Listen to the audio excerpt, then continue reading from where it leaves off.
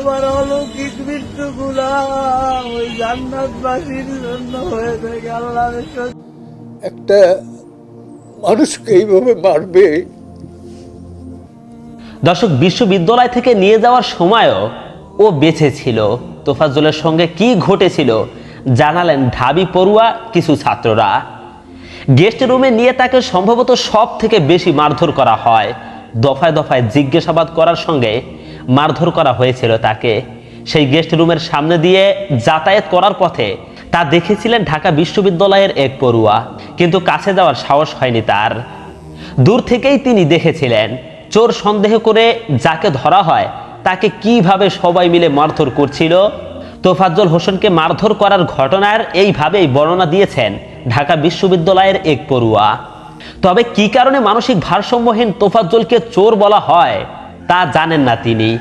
গত বুধবার একটু খাওয়ার জন্য তোফাজ্জল ঢুকে পড়েছিলেন ঢাকা বিশ্ববিদ্যালয়ের ক্যাম্পাসে।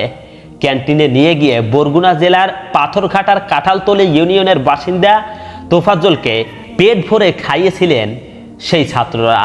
সেই খাবার খেয়ে খুশি হয়েছিলেন তোফাজ্জল, কিন্তু তারই সঙ্গে জুটেছিল বেধড়ক মারধর। ওই বিশ্ববিদ্যালয়ের একাধিক পড়ুয়া জানিয়েছেন বুধবার রাতে কয়েক ঘন্টা ধরে দফায় দফায় মারধরের কারণে ওই যুবকের মৃত্যু হয়। তারা জানিয়েছেন বেধড়ক মারধর করায় তার পায়েও আঘাত ছিল, তার শরীর দিয়েও রক্ত পড়ছিল। সংবাদ মাধ্যমের সংবাদ অনুযায়ী এক পড়ুয়া জানিয়েছেন চোর বলে সন্দেহ করে ওই যুবককে সেই হলের এক্সটেনশন রুমে নিয়ে যাওয়া হয়। সেখানেই তাকে বেশি মারধর করা হয়েছে। যারা মারধর করে তারা সবাই হলের লোকজন বলে জানিয়েছেন ওই পড়ুয়া। তিনি বলেন চোর বলে সন্দেহ করে সেখানে জিজ্ঞাসাবাদ করেন কয়েকজন। একজনের মোবাইল ফোন পাওয়া যাচ্ছিল না, তিনি চুরি করেনি জানিয়েছিলেন, কিন্তু কে চোর সেটা তিনি বলে দিতে পারবেন বলেও জানিয়েছিলেন। তাই সবাই ধরে নেয় ওই যুবকই গ্যাংয়ের সদস্য। তাকে ক্যান্টিনে খাইয়ে নিয়ে এসে আবার মারধর করা হয়। সেই সময় হলে প্রায় 100 জন আসা যাওয়া করছিল। তাদের বেশিরভাগই হলের। রাত 11টা নাগাদ সেখানে আসে বিশ্ববিদ্যালয়ের প্রক্টোরিয়াল টিম। তারা যখন সেই যুবককে নিয়ে যায় তখনও সে জীবিত ছিল। মেডিকেল কলেজ হাসপাতালে নিয়ে যাওয়ার পর জানানো হয় তিনি মারা গিয়েছেন। বিশ্ববিদ্যালয়ের আরেক পড়ুয়া বলেন দফায় দফায় মারধর করা হলেও তোফাজ্জল বারবার বোঝাতে চান যে তিনি চোর নন, তিনি শুধু একটু খাবার চান। তা শুনে হলের ক্যান্টিনে নিয়ে গিয়ে তোফাজ্জলকে ভাত তরকারি খাওয়ানো হয়। তোফাজ্জলকে আবার গেস্ট রুমে নিয়ে গিয়ে পোশাক খুলিয়ে পা ও চোখ বেঁধে আবারও পেটানো হয়। তার পায়ে আঘাতের চিহ্ন ছিল, শরীরের রক্তও দেখেছিলাম। ক্যান্টিনে খেতে যাওয়ার সময়ও তোফাজ্জলের শরীরে জখম দেখেছিলেন বলে জানিয়েছেন আরেক পড়ুয়া। এদিকে তোফাজ্জলকে পিটিয়ে হত্যার ঘটনায় 6 জনকে গ্রেফতার করা হয়েছে। তারা হত্যার দায়ও স্বীকার করে আদালতে জবানবন্দি দিয়েছেন বলেও জানা গিয়েছে। আরেকদিকে ঢাকা বিশ্ববিদ্যালয়ের প্রক্টর সাইফুদ্দিন আহমেদ বলেন এই হত্যার ঘটনার তদন্তের জন্য একটা কমিটি করা হয়েছে। সেই তদন্ত কমিটির সুপারিশ অনুযায়ী 8 জন পড়ুয়াকে সাময়িক বহিষ্কারের সিদ্ধান্ত নেওয়া হয়েছে। দর্শক, তোফাজ্জলকে পিটিয়ে হত্যার ঘটনায় ঢাবির 6 ছাত্রের স্বীকারোক্তি নিয়েছে প্রশাসন। ঢাকা বিশ্ববিদ্যালয়ের ফজলুল হক মুসলিম হলে চোর সন্দেহে মানসিক ভারসাম্যহীন তোফাজ্জল হোসেনকে পিটিয়ে হত্যার অভিযোগে দায়ের করা মামলায় বিশ্ববিদ্যালয়ের 6 শিক্ষার্থী আদালতে স্বীকারোক্তিমূলক জবানবন্দি দিয়েছেন। গত শুক্রবার দুপুর 12:30টার দিকে মামলার তদন্ত কর্মকর্তা শাহবাগ থানার উপপরিদর্শক আমিনুল ইসলাম তাদের ঢাকার মুখ্য মহানগর হাকিম আদালতে হাজির করলে তারা স্বেচ্ছায় দোষ স্বীকার করে জবানবন্দি দিতে সম্মত হন। প্রসিকিউশন পুলিশের যুগ্ম কমিশনার আনিসুর রহমান বলেছেন বিকাল 4:30টার দিকে ঢাকার মহানগর হাকিম সাদ্দাম হোসেন ফৌজদারি কার্যবিধি 1898 এর 164 ধারায় তাদের জবানবন্দি গ্রহণ শুরু করেন। জবানবন্দি গ্রহণ শেষে 6 ছাত্রকে কারাগারে পাঠানোর নির্দেশ দেন বিচারক। রাত 8:30টার দিকে তাদের কারাগারের উদ্দেশ্যে নিয়ে যাওয়া হয় বলেছেন আনিসুর রহমান। তিনি আরো বলেন জুমার নামাজ শেষে দুপুর 2টার দিকে আদালতে আসেন মহানগর হাকিম সাদ্দাম হোসেন। স্বীকারোক্তিমূলক জবানবন্দির ফলাফল সম্পর্কে 6 ছাত্রকে বোঝানো হয় এবং জবানবন্দি দেওয়ার বিষয়ে চিন্তা করার জন্য তাদেরকে কয়েক ঘন্টা সময় দেওয়া হয় বলে তথ্য দিয়েছেন আনিসুর রহমান। 6 জনের মধ্যে জালাল মিয়া 2018 থেকে 19 শিক্ষাবর্ষের পদার্থবিজ্ঞান বিভাগের শিক্ষার্থী ও হল ছাত্রলীগের সাবেক সদ্য পদত্যাগকারী উপবিজ্ঞান ও প্রযুক্তি সম্পাদক। কোটা সংস্কার আন্দোলন চলাকালে তিনি ছাত্রলীগ থেকে পদত্যাগ করে বৈষম্য বিরোধী ছাত্র আন্দোলনের কর্মসূচিগুলোতে সক্রিয় ছিলেন। আহসানুল্লাহ ছিলেন 2018 থেকে 19 শিক্ষাবর্ষের শিক্ষার্থী এবং হল ছাত্রলীগের গণযোগাযোগ ও উন্নয়ন বিষয়ক উপসম্পাদক। আল হোসাইন সাজ্জাদ ভূগোল ও পরিবেশ বিভাগের 2020 থেকে 21 শিক্ষাবর্ষের ও আর্থ অ্যান্ড এনভায়রনমেন্টাল সায়েন্সেস অনুষদ ছাত্রলীগের দপ্তর সম্পাদক ছিলেন। আর সুমন মিয়া বিশ্ববিদ্যালয়ের 2021 থেকে 22 শিক্ষাবর্ষের মৃত্তিকা পানি ও পরিবেশ বিভাগের ছাত্র। মুত্তাকিন সাকিন শাহ বিশ্ববিদ্যালয়ের পুষ্টি ও খাদ্য বিজ্ঞান ইনস্টিটিউটের এবং ওয়াজিবুল আলম সমুদ্র বিজ্ঞান বিভাগের শিক্ষার্থী।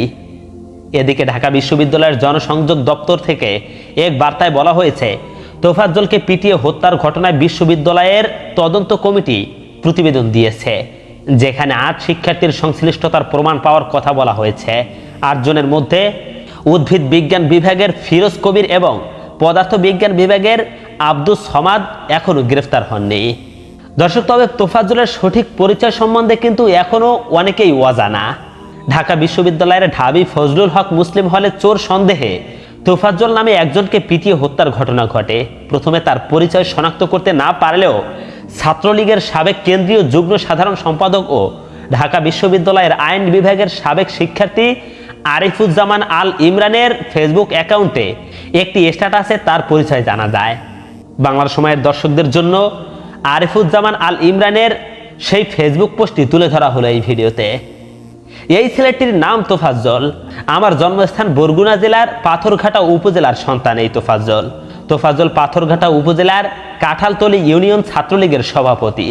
এই ছেলেটি বেশ সজ্জন, পরোপকারী ও নেতৃত্ব গুণ সম্পন্ন ছাত্রনেতা ছিল। ব্যক্তিগত জীবনে প্রেম সংক্রান্ত একটি বিষয় নিয়ে আঘাতপ্রাপ্ত হওয়ায় প্রথমে কিছুটা মানসিক ভারসাম্য হারায়। এর কিছুদিনের মধ্যে খুব অল্প সময়ের ব্যবধানে তোফাজ্জলের মা, বাবা ও একমাত্র বড় ভাই মারা যান। তোফাজ্জল পরিবার ও অভিভাবক শূন্য হয়ে পুরোপুরি মানসিক ভারসাম্য হারিয়ে ফেলে গত 3 থেকে 4 বছর ধরে। বিগত 2 থেকে 3 বছর তোফাজ্জল প্রায় ঢাকা বিশ্ববিদ্যালয় ক্যাম্পাসে ঘুরে বেড়াতো। আমাদের এলাকার যারা ওকে চিনত সবাই সহযোগিতা করত। ক্যাম্পাসে আমাকে দেখলেই দৌড়ে এসে কুশল বিনিময় করত। আমি দেখা হলে ওরে খাবার খেতে বলতাম এবং খাওয়ার জন্য টাকা দিতাম, অথবা ও মাঝে মধ্যে চেয়ে নিত। খাবার ও খাবার টাকার বাইরে ওর তেমন কোনো চাহিদা ছিল না। হয়তো আজকেও খাবারের জন্য ও FH হলে গিয়েছিল। আজকে আমি ঢাকা বিশ্ববিদ্যালয়ের মোহসিন হলের ছোট ভাই সাংবাদিক কবির কাননের ফেসবুক ওয়ালে তোফাজ্জলকে নিয়ে একটি স্ট্যাটাস দেখি, যেখানে তোফাজ্জলকে চোর সন্দেহে FH হলে আটক করেছে।